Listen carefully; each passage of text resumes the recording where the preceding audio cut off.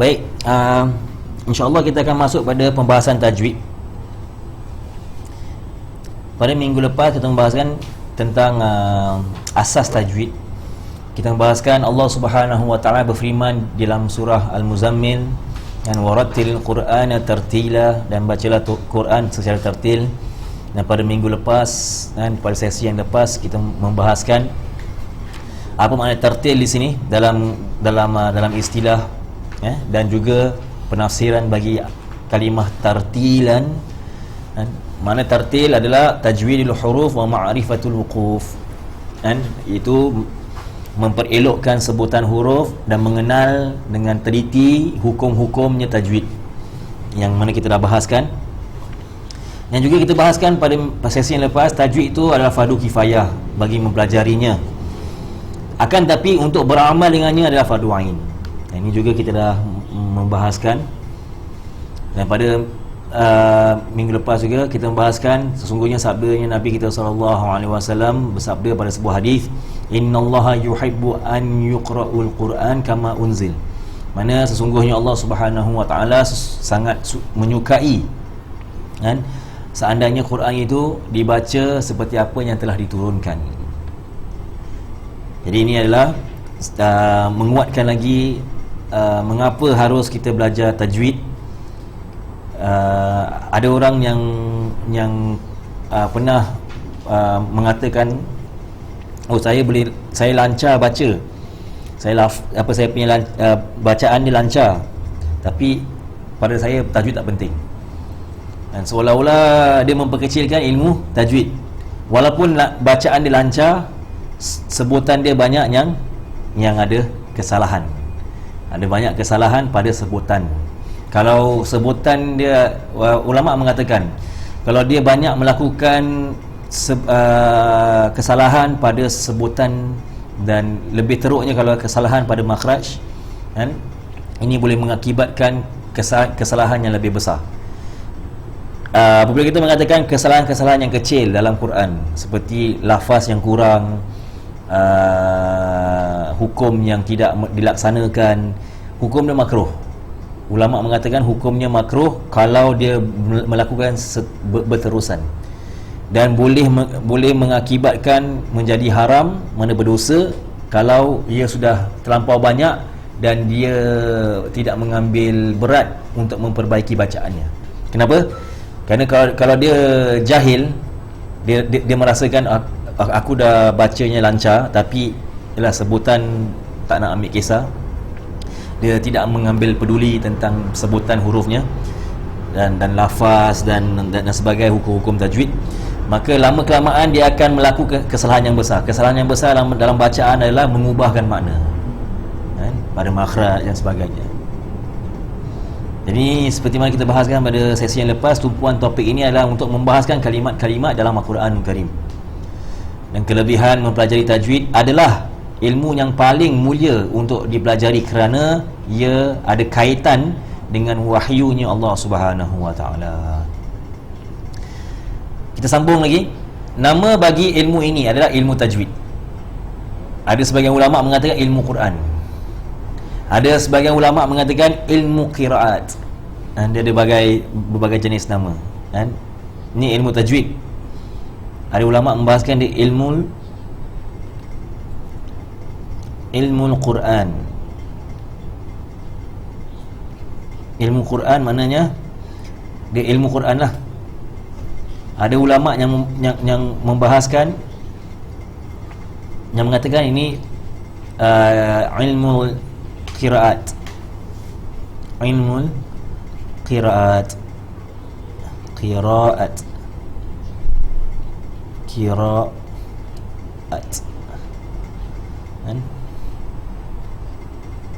Maknanya ilmu cara membaca. Jadi ada banyak lafaz lah. Tapi kalau kita membahaskan di ilmu Quran, ini sudah luas maknanya. Kerana ilmu dalam Quran, dia bukan setakat hukum membaca. Dia masuk pada hukum bahasa Arab, dia masuk pada hukum Arabic literature, mana kesastrawan, dia masuk kepada itu perkara-perkara yang lebih mendalam lagi, itu sirah dan dikaitkan dengan tafsir. Jadi ada kan, kalau kita bahaskan ilmu Quran. Jadi untuk khususkan ilmu tajwid, kerana ilmu tajwid ini membahaskan apa? Hukum-hukum yang ada kaitan pada pembacaannya Quran. Baik. Seterusnya nombor 7, kita ada asasnya adalah individu yang mengumpulkan ilmu ini. Sekarang ulama nak bahaskan individu yang mengumpulkan ilmunya Quran. Bagusnya untuk kita kenal siapa yang mengumpulkan ilmu Quran ini, siapa yang introduce, memperkenalkan ilmu Quran ini dari pandangan syariat. Mana dari pandangannya syariat Islam, ia adalah Nabi kita sallallahu alaihi wasallam, Nabi Muhammad sallallahu alaihi wasallam. Kerana kalau tidak kerananya Rasulullah sallallahu alaihi wasallam, Allah tidak akan turunkan wahyu. Dan kalau Allah tak turunkan wahyu, itu kalamullah, itu kalam-kalam Al-Quranul Karim, maka ulama ataupun para sahabat, para tabi'in dan para tabi'in tidak dapat mempelajari apa yang terkandung dalam ilmu Quran. Betul tak? Kalau tidak diajarkan oleh Nabi kita sallallahu alaihi wasallam. Dan Nabi tak mengajarkan ilmu tajwid. Nak kena faham pada zaman Nabi, bila Nabi menerima wahyu langsung daripada Allah Subhanahu wa taala melalui malaikat Jibril alaihi salam, dan Nabi mengajarkan bacaan-bacaan ayat Quran ini kepada para sahabat. Sahabat menghafalnya. Nabi tak mengajarkan kaedah bahasa Arab, Nabi tak mengajarkan ilmu tajwid, Nabi tak mengajarkan ilmu qiraat. Kenapa? Kerana dalam orang Arab tersendiri sudah ada itu ilmu, sudah ada itu skill dalam bahasa Melayu apa, kebolehan. Sudah ada itu kebolehan. Sama macam kita orang Melayu. Orang Melayu kita zaman dahulu, zaman kampung atau orang Singapura, orang Melayu asal anak Singapura, asal orang Melayu Singapura adalah nelayan. Betul tak? Kalau kita kaji baliklah sejarah sedikit dulu, sejarah Temasek. Sejarah Temasek, orang Melayu di Singapura ni adalah orang-orang nelayan. Jadi naluri mereka tu sebagai orang Melayu sudah ada itu kebolehan untuk menangkap ikan dan sebagainya, ilmu memahami ikan dan sebagainya. Masuk laut dan macam tak ada apa-apa kan? Kalau berenang tu dah kira kan dia dah sama tahap dengan ikan kan? Berenang selaju ikan. Jadi itu kebolehannya orang-orang Melayu. Sama juga kepada orang-orang Arab pada zamannya Rasulullah SAW ataupun sebelumnya, kebolehan mereka adalah pada bahasa. Jadi ilmu itu sudah ada pada diri mereka, tak perlu mereka belajar. Ini nak kena faham Jadi mengapa ilmu ini dikeluarkan, dibukukan, dikumpulkan dan dijadi pada satu pembahasan topik pada pelajaran-pelajaran Islam? Kenapa? Kerana selepas zamannya selepas wafatnya Rasulullah dan selepasnya zamannya para sahabat, datangnya golongan-golongan tabi'in dengan golongan tabi'in ini yang datang selepas sahabat, mereka melihat kepentingan untuk mengumpulkan ini ilmu. Kalau tidak mengumpulkan ini ilmu dan kalau tidak dikeluarkan ilmu ini, maka orang awam tak akan dapat mempelajarinya. Bila orang awam tak dapat mempelajarinya, ilmu itu akan hilang. Jadi ini adalah satu hikmah dia. Jadi dalam pandangan syariat, ia adalah Nabi kita SAW.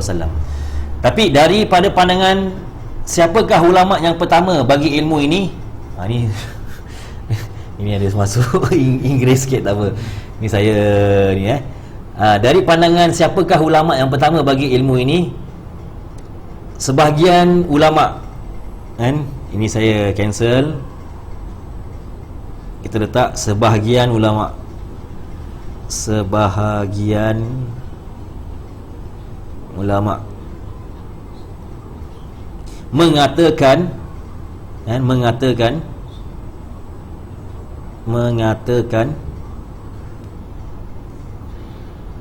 ia berasal dari Abu Aswad Ad-Duwali. Ni nama nak kena ingat. Abu Aswad Ad-Duwali. Dia adalah seorang tabi'in. Dia adalah dia hidup pada dua zaman khalifah Islam. Dia hidup pada zamannya khalifah Islam, iaitu Sayyidina Ali bin Abi Talib, dan dia hidup pada zamannya Muawiyah bin Abi Sufyan. Dia adalah seorang tabi'in. Dia adalah murid kepada Sayyidina Ali karamallahu wajhah, dan dia adalah penasihat kepada Muawiyah bin Abi Sufyan. Ini nama Abu Aswad Ad-Duwali ini, kalau kita bahaskan, nama yang sangat-sangat termasyhur dalam golongan dan kalangannya ulama-ulama Islam.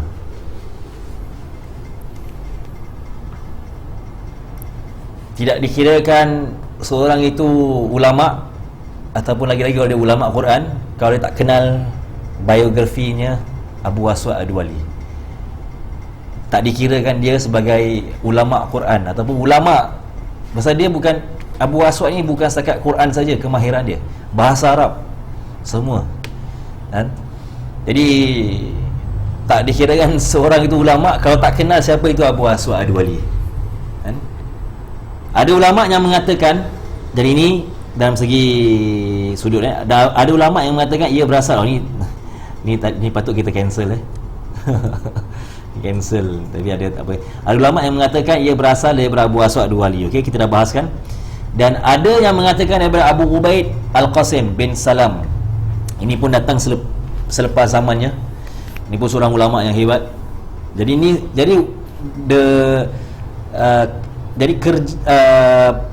mengumpulkan Quran ini, mengumpulkan ilmu yang ada dalam kandungan Quran, seperti bahasa Arab dan sebagainya, ilmu tajwid. Bukan sakat Abu Aswad Ad-Duwali, tapi Abu Aswad Ad-Duwali dia memain peranan yang penting. Kenapa? Dialah orang yang pertama, kalau ikut pada sejarah, yang initiate dalam bahasa Melayu apa kita mengatakan, menganjurkan agar ilmu ini dikitabkan, menganjurkan agar ilmu ini dibukukan, dikumpulkan. Kalau tidak, orang-orang awam tak akan dapat peluang untuk mempelajarinya, dan kalau tidak dapat peluang untuk mempelajarinya, ilmunya akan hilang. Kenapa? Pada zamannya Sayyidina Ali, beliau Abu Aswad Ad-Duwali sudah melihat kepentingannya untuk mengajar ilmu bahasa Arab kepada orang-orang ajnabi. Kerana orang-orang ajnabi ni, apa makna ajnabi? Orang-orang yang bukan daripada orang Arab yang masuk Islam. Okey? Jadi dia bukan orang Arab masuk Islam, dan dia kerana dia lidah pun bukan lidah orang Arab. Tadi baru kita sebutkan, dia tidak ada ilmu orang Arab, tidak ada kebolehan dan kemampuan ilmunya seorang orang yang daripada asalnya bangsa Arab. Maka bila dia membacanya Quran, dia membacanya dengan kesalahan yang banyak, mengubahkan makna, mengubahkan bacaan. Jadi Abu Aswad Ad-Duwali telah menekankan perkara ini kepada Amirul Mukminin ketika itu, Sayyidina Ali bin Abi Talib. Kerana ramai daripada golongan-golongan orang Arab yang hidup pada zaman itu, yang lagi-lagi pada golongan yang muda, sudah terpengaruh juga dengan bahasa orang-orang ajnabi, sehingga bahasa Arab mereka kualitinya pun merosot. Jadi kerana ini merisaukan, maka Abu Aswad Ad-Duwali mengatakan kepada Sayyidina Ali bin Abi Talib, wajib untuk kita mengumpulkan ini ilmu. Dan dia pun diperintahkan oleh Sayyidina Ali bin Abi Talib karamallahu wajhah untuk mengumpulkan ini ilmu, diamanahkan. Kerana dia salah satu ulama, kerana dia adalah anak murid langsung daripada Sayyidina Ali. Dan kita dah bahaskan apabila pada hadis Nabi SAW, Nabi mengatakan, ana madinatul ilm, aku adalah kotanya ilmu, wa aliyun babuha, dan Ali ini adalah pintunya. Babuha, mana pintunya. Nak masuk kota ilmu nak kena melalui pintu. Jadi Abu Aswad Ad-Duwali ini untung, sangat-sangat untung, dapat memperolehi ilmu yang seluas-luasnya daripada Sayyidina Ali karamallahu wajhah. Boleh? Jadi kira tabi'in. tabi'in, betul. Jadi Abu Aswad dia hidup pada dua khalifah, hidup pada zaman Sayyidina Ali, dan zaman Sayyidina Ali penuh dengan fitnah sehingga Sayyidina Ali pun dibunuh. Dan apabila dia bunuh kan di Baghdad, maka Abu Aswad Ad-Duwali dia berhijrah ke kota Busra, itu kota Syam.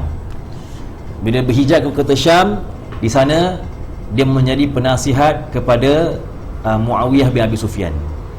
Maka setelah jatuhnya Sayyidina Ali, setelah dibunuhnya Sayyidina Ali, anaknya Sayyidina Hasan bin Ali kan, naik sebagai khalifah hanya bagi 6 bulan saja. Ada sebagian ulama mengatakan yang 6 bulan dia menjadi khalifah itu tidak dikirakan sebagai khalifah, kerana khalifah ni sekurang-kurangnya mesti berada dalam kerajaan dalam sekurang-kurangnya setahun.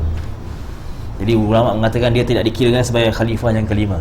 Jadi khalifah yang kelima selepas dia, dan Sayyidina Hasan pun sama cerita juga, dibunuh. Kita ringkaskan, dibunuh. Maka khalifah yang seterusnya yang mengambil alih adalah Muawiyah bin Abi Sufyan.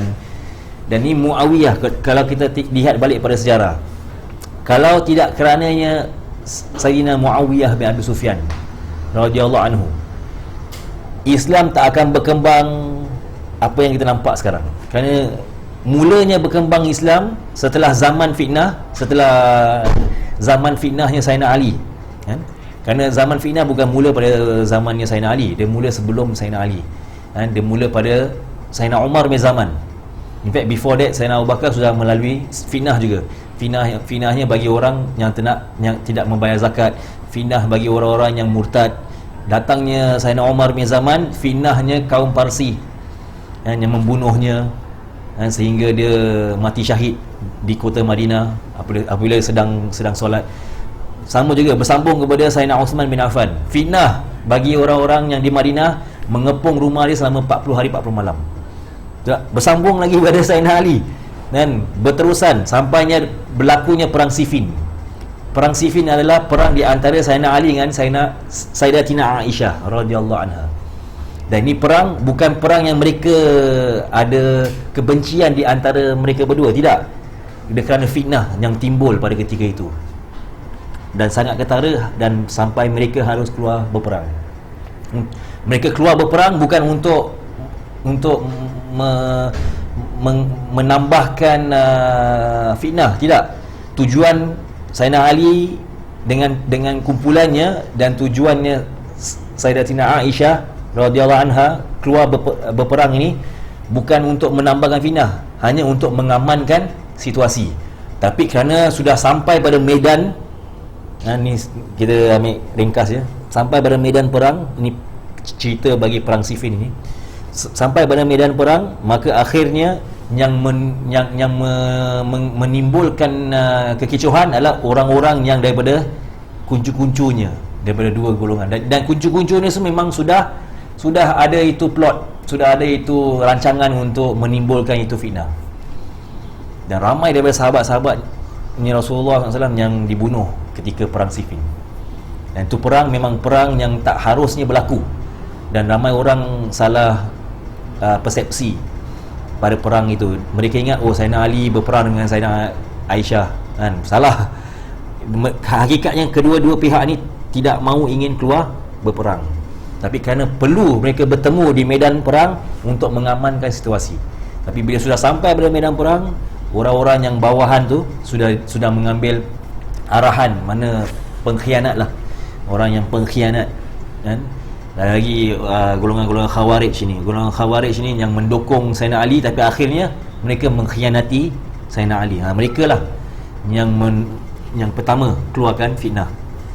Jadi cuba bayangkan zaman fitnah Sayyidina Ali, baru datangnya lepas tu Sayyidina Hasan dibunuh juga. Lepas tu naiknya Muawiyah bin Abi Sufyan. Bila naiknya Muawiyah bin Abi Sufyan, khalifah Islam yang kelima, maka keamanan Islam itu sudah menjadi stabil. Dan bukan setakat stabil ya, dia mengembang ekonomi Islam dan dia mengembang wilayah-wilayah Islam sehingga Afrika. Ini kelebihannya Muawiyah bin Abi Sufyan kan. Jadi berkembangnya dan dinastinya Umayyad dinasti ni mulanya dengan Muawiyah bin Abi Sufyan. Dan pada ketika zamannya dia memanggil semua ulama-ulama daripada kalangan tabi'in untuk mengumpulkan ilmu agar ilmu itu dapat dikekalkan dan dapat diajarkan pada generasi-generasi yang seterusnya. Jadi itu cerita dia yang kita ringkaskan. Sekarang kita dapat belajar tajwid, kita lupa, kita ingat ilmu tajwid ni, ilmu tajwid senang, mat jaiz, mat lazim ni semua senang. Kita lupa ilmu ini dilalui oleh kesusahan dan fitnah-fitnah pada zaman sahabat, zaman tabi'in, sehingga pada zaman Muawiyah bin Abi Sufyan. Faham tak? Kalau tak kerana kesusahan mereka, lagi-lagi pada Abu Aswad melalui ini dua zaman, zaman fitnah dengan zaman keamanannya Muawiyah bin Abi Sufyan.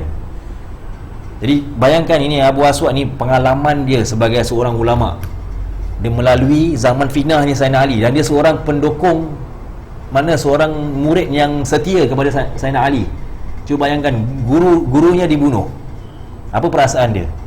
Lepas tu dia berhijrah ke kota Syam, dan dia hidup pada zamannya dan menjadi penasihat kepada Muawiyah bin Abi Sufyan. Dan ketika itu dia hidup dalam keamanan. Jadi dia pengalaman dia sebagai seorang ulama. Jadi di sini Abu Aswad ini, hakikat dia seorang ulama yang mahir dalam bahasa.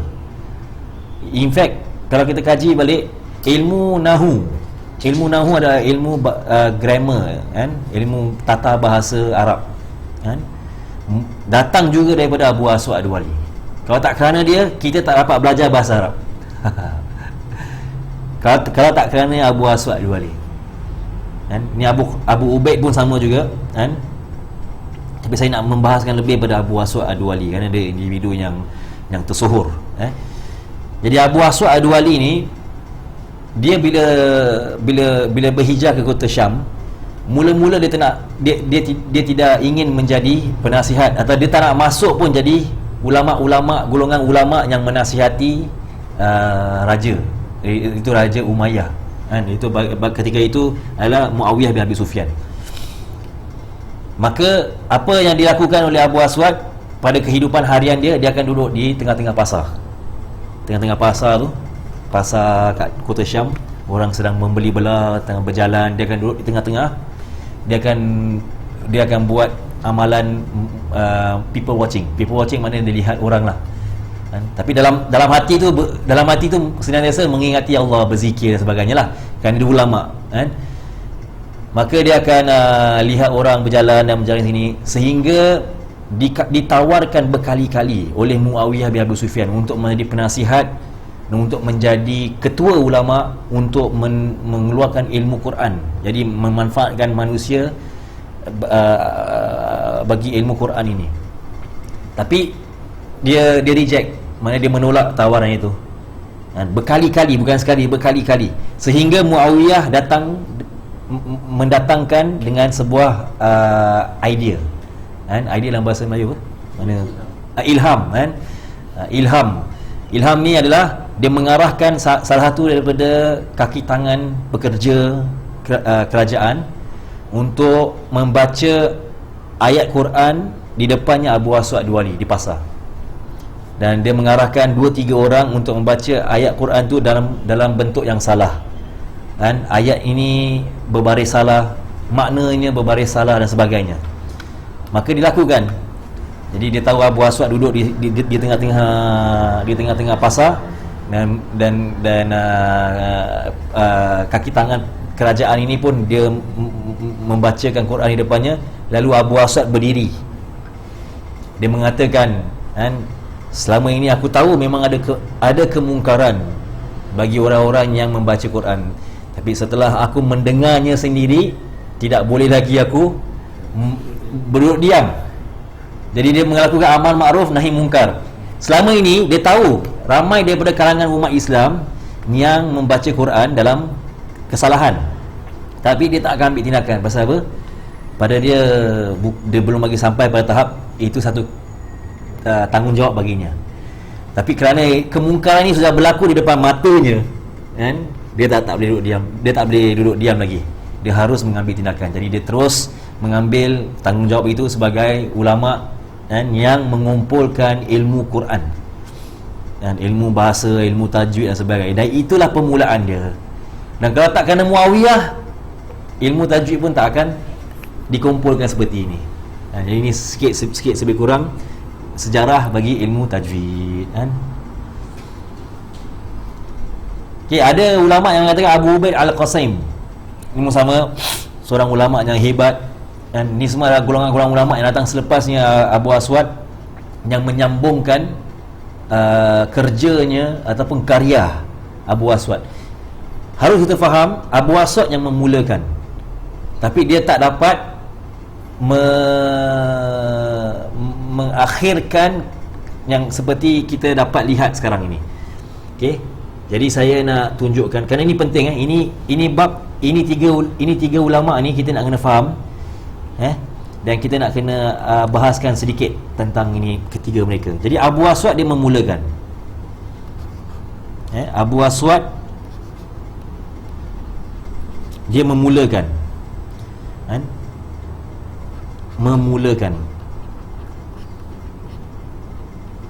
Maka datang selepasnya itu Abu Qasim.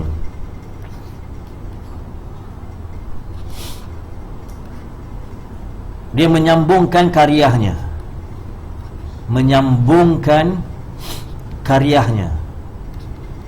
Kerana ilmu Quran ni dia bertahun-tahun sampai penghujungnya datangnya Imam Ahmad Al-Farhidi. Ahmad Al-Farahidi, dia yang melengkapkannya, mana kita menyelesaikan, mana penghujung lah, mana dia mengkhatamkan. Ini pendapat daripada ramai ulama, mengkhatamkan. Jadi Abu Asad yang memulakan, Abu Qasim yang menyambung. Tapi in between, di antara mereka ni, bukan ni tiga saja, ada ribuan ulama, ratusan ulama-ulama yang besar-besar yang juga menyumbangkan kepada ilmu Quran. Tapi ini saya nak tunjukkan dia timeline saja. Dan ini figure-figure yang very prominent dalam ulama-ulama Quran. Jadi apa kita ambil misal Abu Aswad dia memperkenalkan nuqat ijam. Abu Aswad dia memperkenalkan nuqat ijam. Nuqat ijam ini, nuqat ijam dalam bahasa Arab ya, nuqat ijam ini asal tak ada dalam Quran dulu, tak ada ini ilmu. Tapi dengan kepintaran dan ilham yang luas daripada Abu Aswad Ad-Duwali ni, dia keluarkan ini ilmu nuqat ijam. Jadi apa ini nuqat ijam? Asalnya huruf-huruf, kita bahaskan huruf, jangan bahaskan baris kita bahaskan huruf-huruf dalam Quran. Asalnya huruf-huruf dalam Quran tidak ada titik langsung. Kalau kita kaji Quran pada zamannya Sayyidina Uthman bin Affan, kerana pada zaman Sayyidina Uthman bin Affan keluarnya Mushaf Uthmani. Jadi kita kena faham, kita ada Mushaf Uthmani. Mushaf Uthmani adalah apa mana mushaf? Quran Al-Quran, mana ayat-ayat kalamullah, wahyu daripada Allah SWT.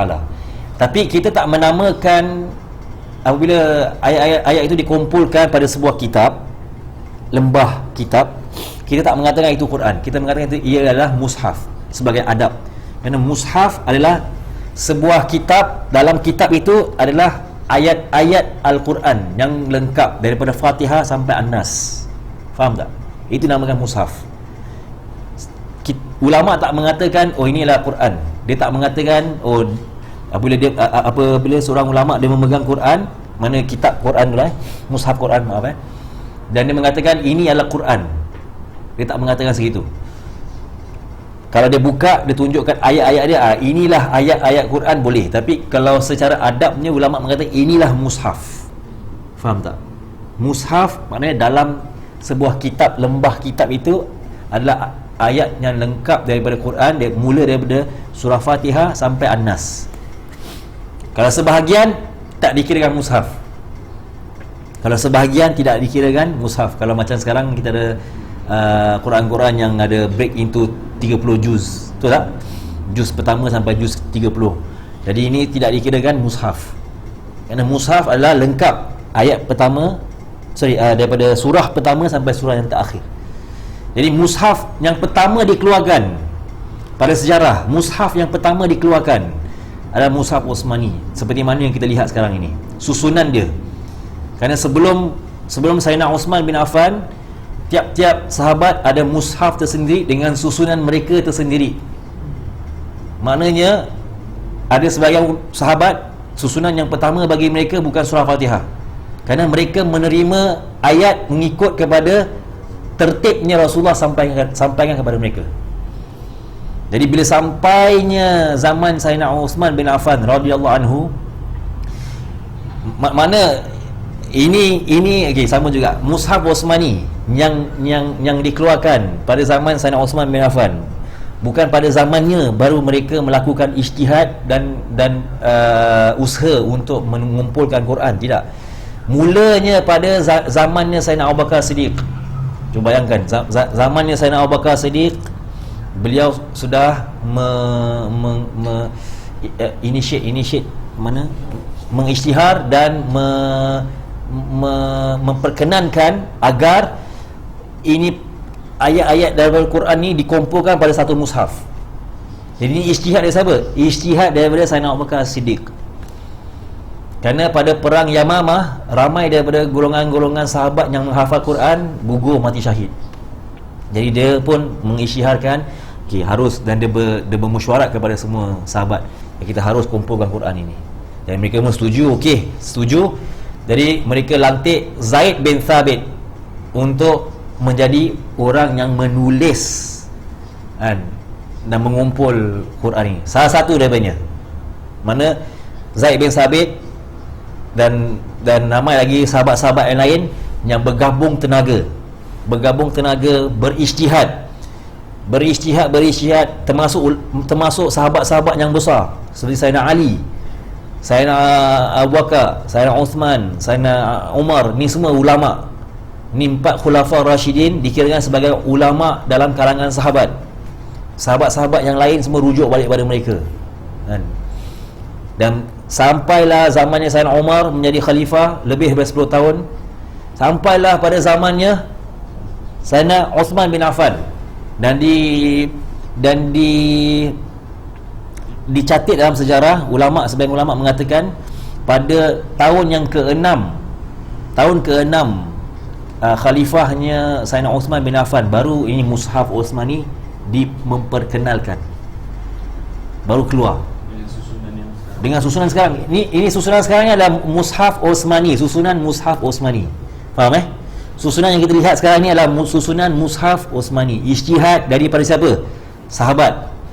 Jadi kalau orang mengatakan, kalau orang kat luar ni suka bid'ah sini, jangan mereka, bid'ah yang paling terbesar adalah mushaf Utsmani.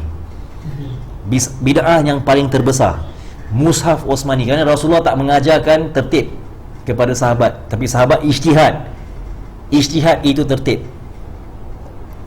Kerana tertib dalam mushaf Utsmani adalah ijtihad daripada sahabat, bukan tabi'in bukan ijtihad daripada tabi'in. Kenapa? Kalau ijtihad daripada tabi'in, dah kurang dia punya accuracy, dia kurang tepat, kerana mereka tak langsung ambil daripada Rasulullah. Golongan sahabat, mereka punya kelebihan, mereka mengambil Quran ini langsung daripada Rasulullah, iaitu kelebihan mereka. Jadi itu namakan mushaf Utsmani.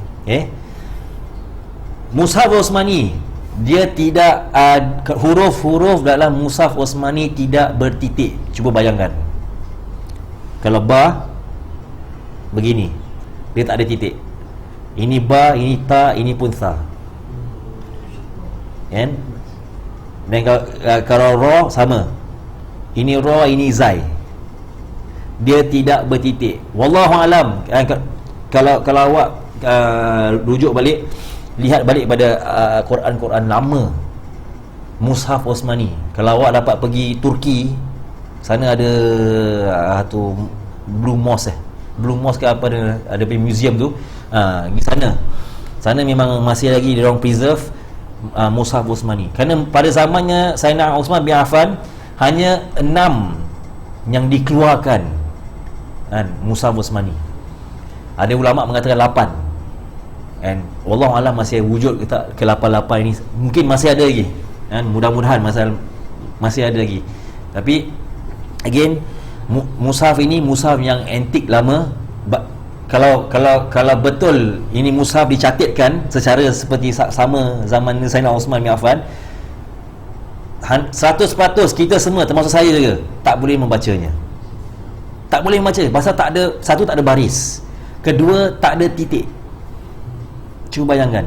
Jadi keluarnya datangnya Abu Aswad Ad-Duali pada zaman Muawiyah bin Abu Sufyan, dia keluar dengan ilmu Nuqat Ijam. Nuqat Ijam ini adalah dia introduce titik. Huruf ba ada titik, huruf ta ada titik. Ini ilmu bertitik adalah datang daripada Abu Aswad Ad-Duali. Ha sama, ha. Ini ha kan? Ini bagi ha, ni jim kha. Jadi jim ha kha kan? Ni semua bertitik bawah, bertitik atas. Ini adalah ijtihad daripada Abu Aswad Ad-Duali. Kalau tak ada Abu Aswad Ad-Duali, kita tak boleh membaca, kita tak dapat membezakan di antara ha, kha, jim. Cuba bayangkan. Ini ijtihad daripada Abu Aswad Ad-Duali. Dan salah satu ijtihad daripada Abu Aswad Ad-Duali, dikeluarkan Nuqat Ijam, iaitu baris. Wallahu alam, ni saya kongsi saja. Pada zaman dia meletakkan baris, dan baris ketika itu tak ada dhammah, tak ada fathah, tak ada kasrah. Dia menggunakan simbol ini je, simbol triangle, circle dengan square. Ini adalah permulaan bagi resam Uthmani. Okey. Jadi kalau awak faham, Mushaf Uthmani adalah mushaf yang dikeluarkan dalam pada zamannya Sayyidina Uthman bin Affan. Itu ijtihad. Mushaf Uthmani adalah ijtihad daripada sahabat. Sedangkan resam Uthmani, sekarang kita bahaskan resam Uthmani. Resam Uthmani, resam mana lukisan. Tapi di sini bukan makna lukisan. Resam bermaknanya penulisan. Okey. Resam Uthmani ijtihadnya tabi'in, dan tabi'in dan ijtihadnya golongan yang datang selepas mereka. Faham tak? Sampailah kepada Imam Ahmad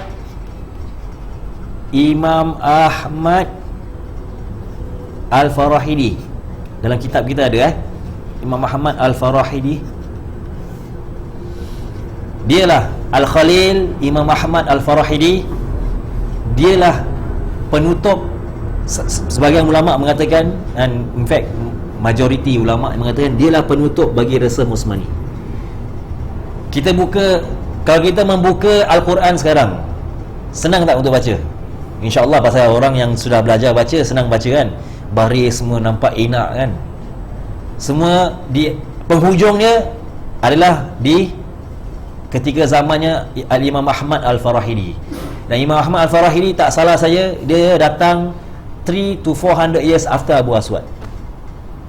Imagine the years of effort to simplify, mana bertahun-tahun ulama punya usaha untuk menyempurnakan dan memudahkan pembacaan Quran. Ini bukan setahun 2 tahun punya ijtihad. Ini bertahun-tahun punya ijtihad. Mula daripada siapa? Mula daripada Abu Aswad Ad-Duali, sambungnya daripada Abu Qasim, sambung lagi pada in between tu, mana di antaranya masih lagi ramai-ramai ulama, beratus-ratus ulama yang telah mencampuhkan tangan mereka dalam menyumbang kepada ilmu Quran ini. Sampailah pada Imam Muhammad Al-Farahidi, ulama mengatakan ini sudah sempurna dah. Jadi Mushaf Osmani dengan resem Osmani, kalau kita lihat pada Quran kita sekarang, bila kita buka, kita dapat baca kan surah Fatihah, surah Al-Baqarah dengan mudah. Itulah resem Osmani. Baca ada tanwin begini kan, ada tanwin begini, ada tanwin yang berjarak begini, ada tanwin yang begini, ada tanwin yang berjarak begini, betul tak? Ada yang baca mat panjang gini kan, ada mat yang panjang gini, ada horizontal, ada vertikal, betul tak? Jadi ini semua adalah ijtihad daripada resem Osmani. Jadi resem Osmani dia punya sejarah dia luar biasa. Jadi kalau kita tak menghargai usaha ulamaan, jadi sedih kan? Sedih. Ada orang mengatakan tak perlu belajar tajwid. Jadi seolah-olah itu usaha beratus-ratus tahun ulama punya usaha tu kita memperkecilkan. Jadi sama juga dengan ilmu hadis, sama juga dengan ilmu fikih, itu beratus tahun punya karya. Jadi kalau orang sekarang mereka mengatakan tak perlulah kita belajar ni semua, buang masa je. Ini ilmu datang, kita lupa ilmu ni datang pada mata kita nampak senang. Sekarang di depan mata ada PDF kan, belajarnya dalam bentuk PDF, belajarnya dalam bentuk online. Mudah tak? Mudah bagi kita. Tetap orang ada juga yang komplain, oh mak ustaz, audio dia kurang jelas, dia punya visual je kurang jelas. Kita lupa pengorbanannya ulama kan, beratus tahun untuk menyenangkan kita dan menerima ilmu ini. Itu kita lupa kan? Itu yang kita tak bersyukur. Jadi ini satu perkara juga mengapa kan kita menekankan, dan ulama sebelum mereka mengajar ilmu tajwid ini, ilmu Quran, mereka akan sebutkan individu-individu seperti ini, Abu Aswad Ad-Duwali dan Abu Hubaib Al-Qasim dan juga Al-Khalil bin Ahmad Al-Farahidi kan. Jadi ini adalah golongan-golongan golongan-golongan imam-imam besar dalam Al-Quran yang kita mohon kepada Allah SWT, mudah-mudahan kita menyebut nama mereka, kita dapat manfaat dan barakah mereka juga, insya-Allah. Amin ya rabbal alamin. Ada soalan? Ya? Ada? Sila. Boleh. Yang kan kita Al-Quran sekarang macam kita selalu kita cakap resam Osmani kan. Saya. Dulu saya kecil-kecil belajar ni ada macam that one ada resem. Ada resem. Ada macam Yes, and ada resem. That one dia different. Resem Osmani tak salah saya dia up to about 600 pages. Kalau another resem that you mention itu adalah itu tak salah saya is another form of resem. Wallahu alam. Itu another resem. Wallahu alam. Nanti saya rujuk balik. InsyaAllah minggu depan saya akan khabarkan itu resem jenis apa. Because tak salah saya itu resem dia punya mushaf ada 800 page. 800 page. Yang mushaf kita sekarang resem Osmani tak salah saya about 600 plus page. So there's a difference. Because why? Dia punya writing tu dia buat dia punya spacing a bit larger and a bit further a bit. Unique, very unique. Yang resem lagi satu yang kita yang tadi awak mention kan, itu banyak pada orang-orang India.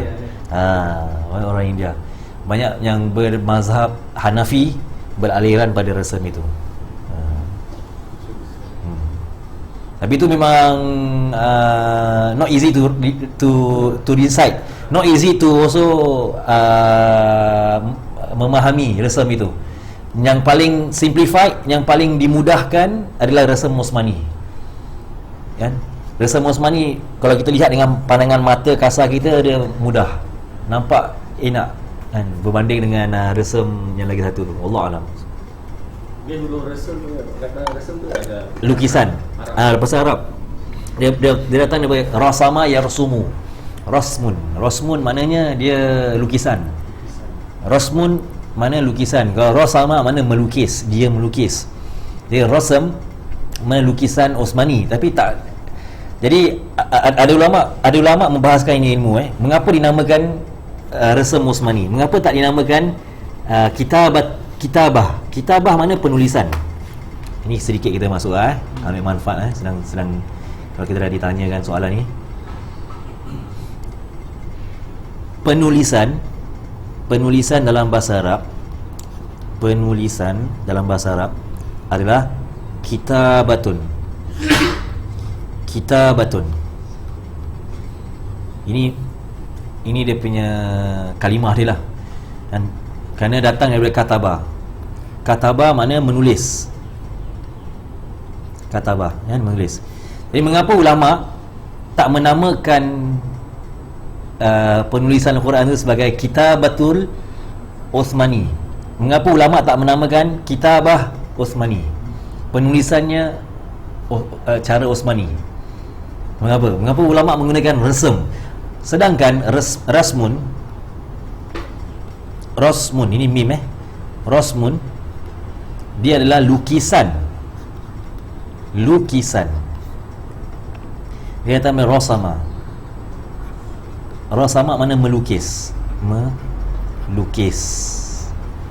Jauh menulis dengan melukis jauh. Okey, menulis dengan melukis jauh. Akan tapi ulama ada pembahasan. Kenapa? Kerana Al-Quran adalah satu kalau in English we say the work of art. Like those associate with something that is ada kena dengan literature, ada kena dengan bahasa. Is mainly dia menonjolkan kesastrawan ataupun kesenian. Jadi tiap-tiap perkara yang ada menonjolkan dan kedepankan kesenian, maka dia akan dikaitkan dengan pelukisan kan? Jadi melukis ini adalah satu kesenian.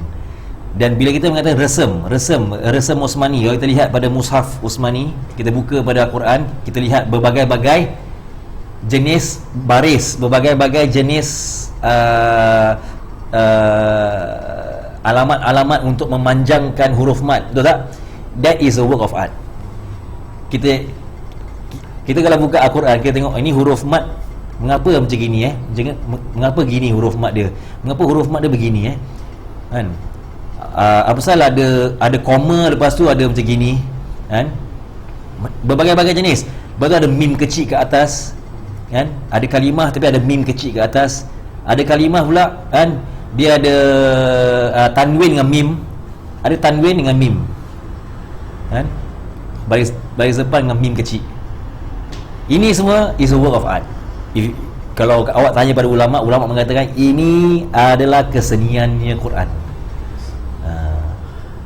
Mereka tak menganggap ini sebagai penulisan. Kalau penulisan dia simple, A, B, C, D, E, F, G, alif, ba, ta, tha, jim, ha, kha, okey, itu penulisan. Tapi mereka menganggap ini sebagai apa? Kesenian. Mereka menamakan ia sebagai resam Osmani. Jauh sikit lah pergi jauh sikit ni. Bagus kan? Bagus. Kita dapat manfaat lah. Okey, ada soalan? Saya rasa kita berhenti di sini dan memandangkan waktu kan? Wallahu a'lam. Bismillahirrahmanirrahim. Rabbana anfa'na bima 'allamtana, rabbi 'allimna alladhi yanfa'una, rabbi faqihna wa faqih ahlana wa qarabatin lana fi dinina ma'ahli kutri untha wa dhakar, rabbi waffiqna wa waffiqhum lima tartadi qawlan wa fi'lan karama, وارزق كل حلالا دائما وقلا أضقيع لما نحظى بالخير ونكفى كل شر ربنا أصلح لنا كل شؤون وأقر برضاك منك العيون وقضي أن ربنا كل ديون قبل أن تأتينا رسل المنون واغفر واستر أنت أكرم من ستر وصلاة الله تغشى المصطفى من إلى الحق دعانا والوفاء بكتابي فيه لناس الشفاء وعلى الآل الكرام الشرفاء وعلى صحب المصابيح المرار اللهم اهدنا بهداك وجعلنا ممن يسارع في رضاك ولا تولنا وليا سواك ولا تجعلنا ممن خالف أمرك وعصاك وحسبنا الله ونعم الوكيل ولا حول ولا قوة إلا بالله العلي العظيم وصلى الله على سيدنا محمد وعلى آله وصحبه وسلم والحمد لله رب العالمين. رب الله منكم.